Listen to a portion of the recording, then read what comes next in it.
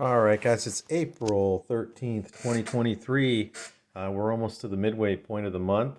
I figured I'd do my collection vlog here, so this will be number 11 for me. I've been trying really, really hard to push these collection vlogs.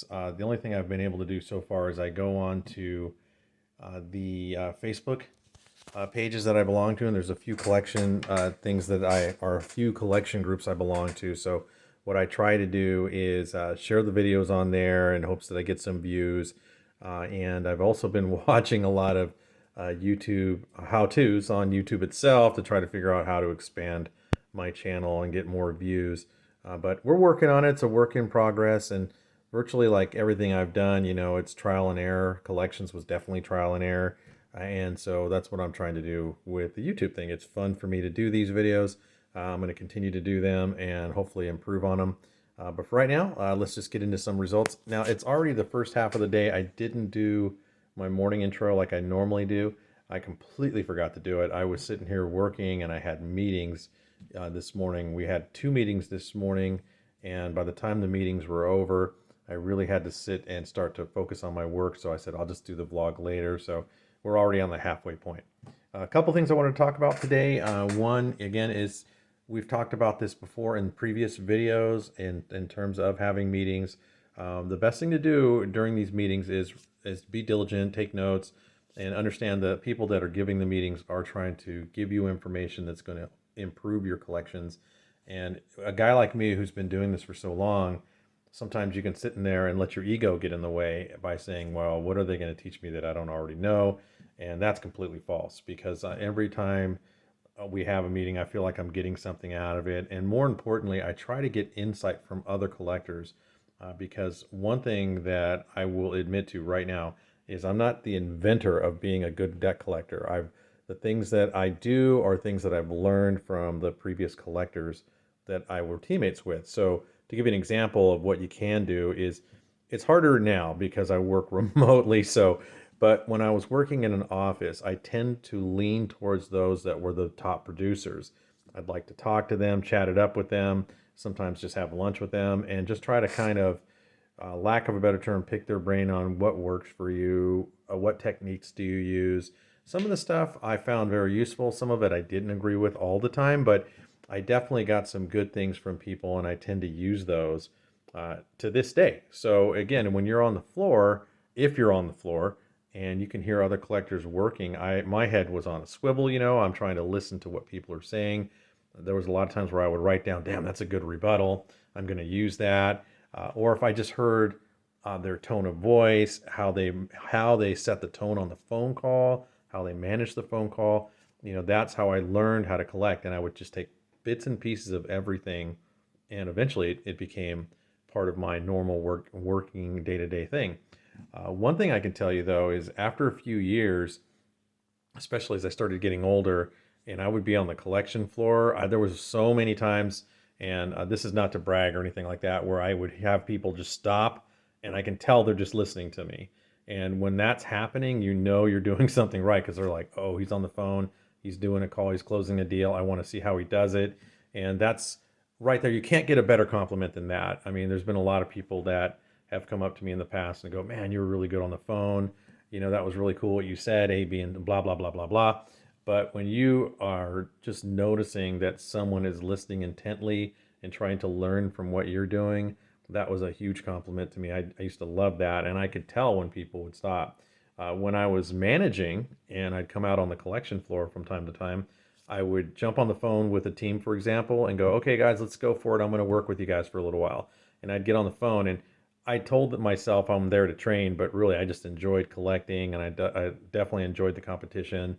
I'd like to get on the phone and tell everybody, hey, if you guys can out collect me by lunch, lunch is on me, and I would try to get them to really raise their level of productivity. Now that I'm just collecting for myself, things are a little bit different, especially now that I'm home. Nobody can really hear me anymore other than my videos, and I think that's probably why I like to do these so much. Anyway, let's talk a little bit about our results so far today. I have resolved 4 of my own accounts. Not too bad for the first half of the day. We did get our stats, and I noticed that I went from first place to tied for second. Now that kind of irritated me, and Part of that is yesterday's production was not as good as I wanted it to be. I believe I resolved only 3 of my own accounts yesterday, and as you can see today, I already resolved 4. And a part of that was I was spending a lot of time with problem accounts yesterday, and I felt like I wasn't being productive, and that's going to happen. I mean, there's going to be days like that, and we've talked about that in previous videos as well. It's not really what's happening on that phone call that matters. It's how you resolve it. And then you can't worry about what am I not doing. Like I said previously, when you have somebody on the phone, they're the most important person to you at that moment. So you can't let your mind wander, wondering, man, I should be doing this, I should be doing that. One thing that kind of happened this morning that was unique is I had a phone call from a guy, and he basically had, well, actually, it was an email. He had emailed me. He goes, "Hey, listen, that payment arrangement I set up, I need to cancel it." And I saw that and I'm like, oh my goodness, I'm now I'm -1. And there's 2 ways you can respond to something like that, and you don't ever want to react. You want to respond. But the one would be you get angry, you call them, and your tone of voice is basically showing that you are irritated, and you want to try not to respond that way. You want to respond with giving him a solution because, yeah, I'm mad. Yeah, I'm frustrated because I've already closed that deal. Now I got to come back and fix this guy. That's the last thing I want to do, but it is reality. I got to do it. So what I told him on the phone call is I go, "Listen, I understand things happen. It's okay. I can't cancel your payment because it's too late. It already posted. So you and I both know it's going to reverse." And he goes, "Yeah, it's going to reverse." And I go, "Okay, so here's what we're going to need to do." So I took the amount of money he was outstanding, which was 2 payments, and he gave me 2 payments to begin with, and obviously that's not going to clear. So I said, it's not going to, obviously this is not going to work. So we have X amount of days to resolve your account. So in other words, I have to get a payment on the books for you by the 28th. The 28th is our last business day. So I let him know, whatever it's going to take to get to that, get a payment on the books by the 28th, I need you to do it. Whether you need to borrow it, whether you need to move some money around, whether you need to use a credit card, if there's another account that you can get access to, if somebody can help you. I tried to give every single solution that I could. But basically, the way I sold it to him is, I have to resolve your account by the 28th. If I don't resolve your account by the 28th, it's going to move to the next department. Once it moves to the next department, it's out of my hands and I won't be able to help you anymore. And that's absolutely true. But the way that I speak to him is the way I'm speaking in this video, with a lot of enthusiasm and direction. By the end of the phone call, he was talking about, okay, I think I can do at least one of those 2 payments, and I think I could do it by the 28th. I can't guarantee it.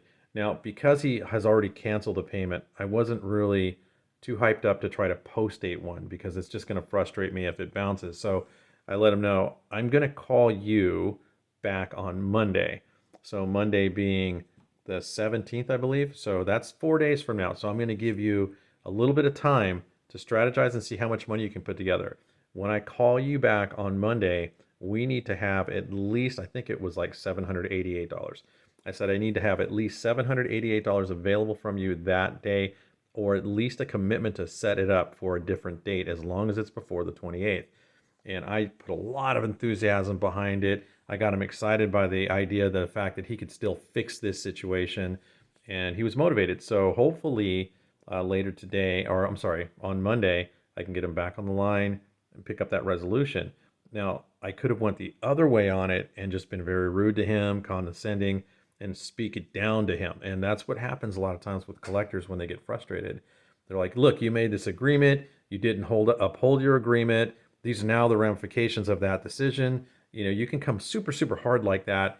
And the problem is when you do that, you're alienating this person so that now they're not going to be motivated to speak with you again. So when you turn around and try to do a follow-up call, like I've said before, they're not going to want to talk to you. They're going to want to talk to somebody else. They're going to complain about you, and it's going to create some problems for you. And none of those things is what we want. The last thing we want, as I mentioned many, many times, is to catch a complaint. We don't want complaints. You want people that are the only communication you want from your customer to your manager is, this guy did a great job, this guy was understanding, this guy definitely helped me. Those are the kind of responses you want to get. So anyway, that's it for right now. We went from first place to tied for second. That's not good. So I'm going to get on the phone right now. I'm going to crank it up a notch and see what I can do. And then we'll wrap it up at the end of the day, and I'll give you guys some feedback on how I did. All right. See you later. Okay, we made it. That's the end of the day. Whew, pretty hard day. I was going to talk about a couple things because a few interesting things happened. It was making me think of different subjects to talk about.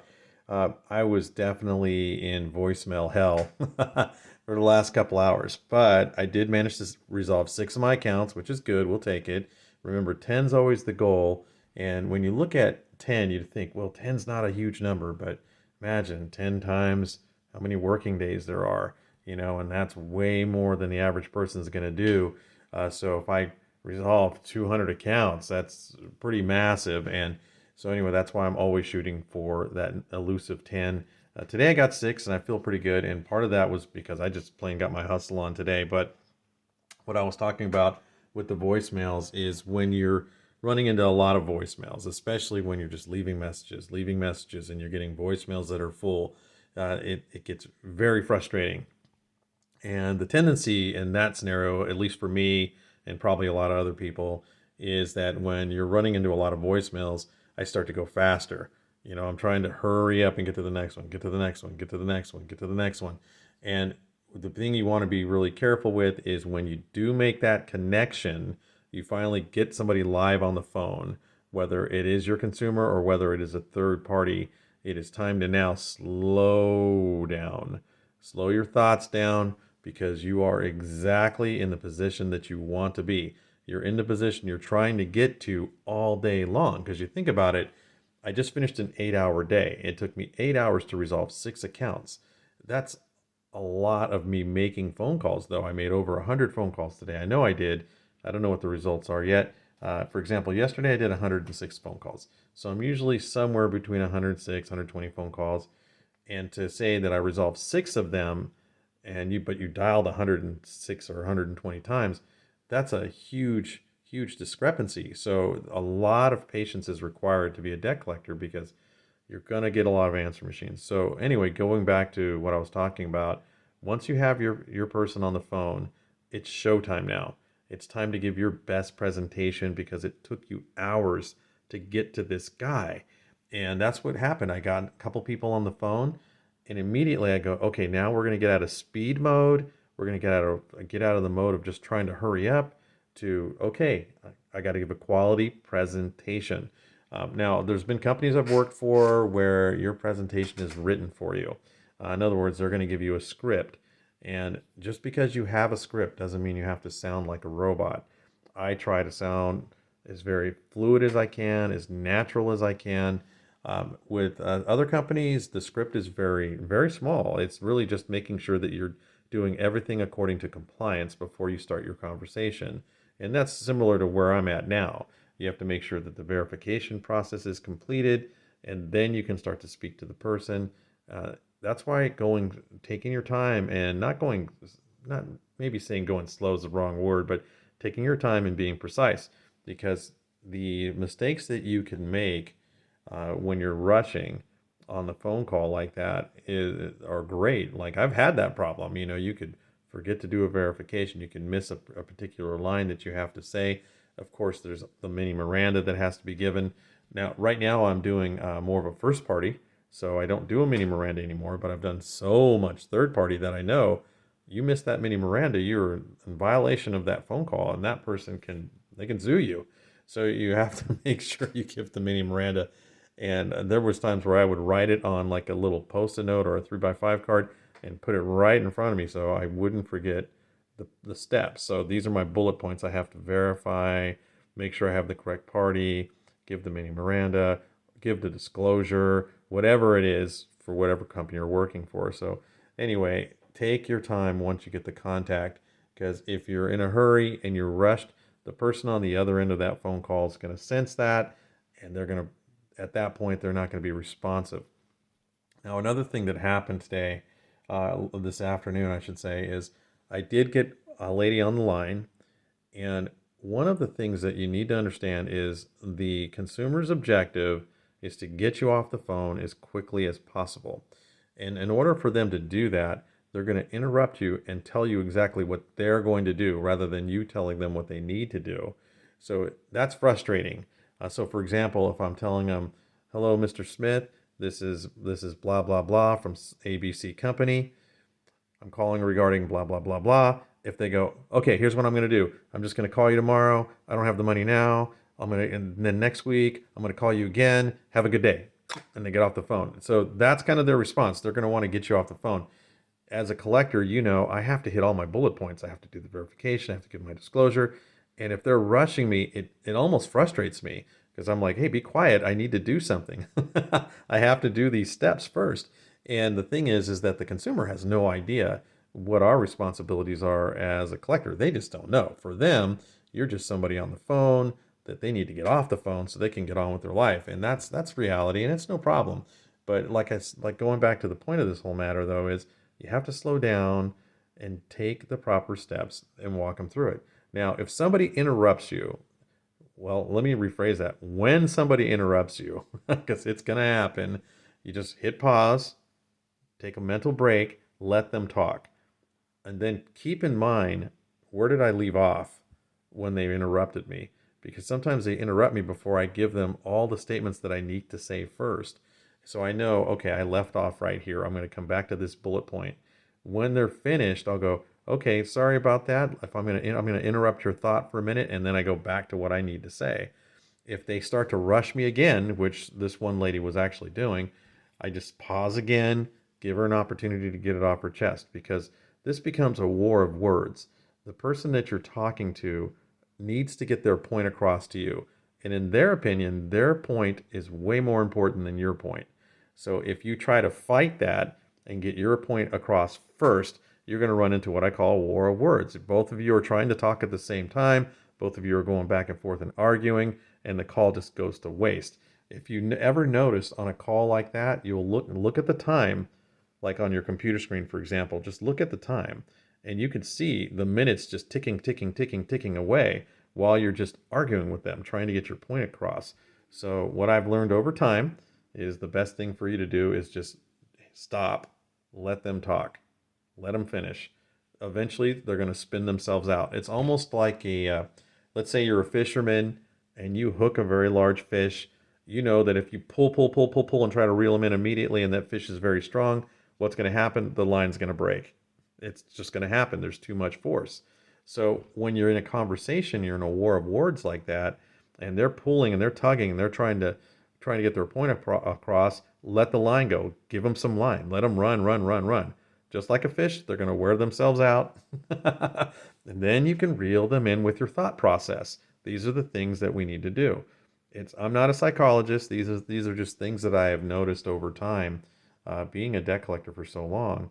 And that's how I've learned. I guess I got to let this person get this off their chest, because whatever it is they're trying to tell me is the most important thing to them right now. And if I keep cutting them off, they're going to get more and more mad. What's going to happen? My line's going to break. AKA, they're going to hang up. And that's what's going to end up happening. So anyway, that's one thought I did want to share.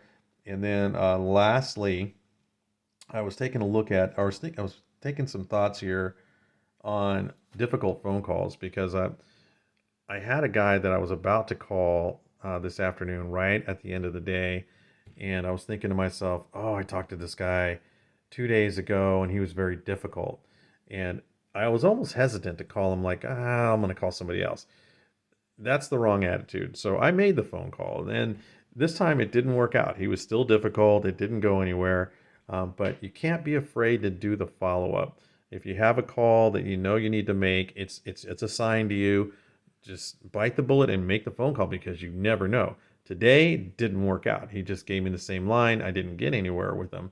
But in some cases, I'll call somebody after they gave me a really difficult time in the initial contact, and at that point, now they have calmed down when I circle around for the second or third follow up. And now I can speak with them logically. And there's been many, many, many times where a consumer's told me, "Hey, I just want to apologize for being rude to you the other day. You didn't deserve that. I know you're just doing your job." And that's when you know you have their attention. So that's why you can't be afraid to do the follow up calls. Anyway, that's all I've got for you guys today. This is a little shorter video because I didn't do the morning part. But anyway, again, as always, thank you for watching. Please like and subscribe. I'm trying to build this channel the best I can. I'll keep doing these. Hopefully next week I'll get another one out, and you guys have a great night. See you later.